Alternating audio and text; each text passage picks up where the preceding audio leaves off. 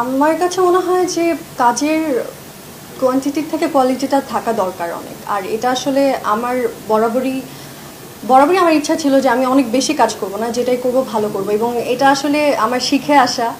আমি শিখে পাপ্পু ভাই আমাকে শুরু থেকে শিখাইছে এটা, তারপর শৌখিন ভাইয়ের থেকে শিখছি, তারপর মানে চেষ্টা করছি ভালো কাজ করার। আর অনেক বেশি কাজ না করে আমার মনে হয় অল্প অল্প কাজ করব, শিখবো আস্তে ধীরে, শিখে নেই আস্তে মানে যত কম কাজ করব তত আস্তে ধীরে শিখবো আর কি, ক্যারেক্টারে ঢুকতে পারবো, টাইম নিয়ে কাজ করতে পারবো।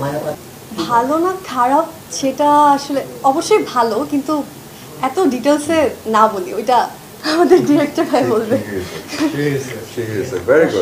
ফেস করেছি, বাট এখন আসলে আমি যে এখন আমি যেখানে কাজ করছি এই জায়গাটা নিয়ে আমি অনেক হ্যাপি আছি। এটা নিয়ে আপাতত থাকতে চাই, সিনেমা নিয়ে আপাতত কোনো প্ল্যান নাই।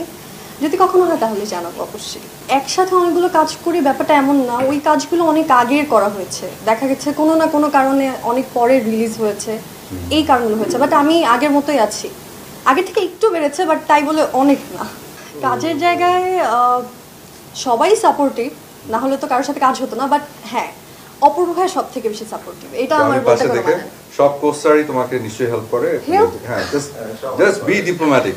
আমাকে খুশি করার মানে আমি পাশে আছে দেখে সম্মান দেখানোর দরকার নেই, বলবো যে সবাই ভালো, আমরা এইভাবেই পার হয়ে আসছি দিনের পর দিন। ভালো না হলে তো কারোর সাথে কাজ হতো না, ভালো বলেই তো সবার সাথে কাজ হয়।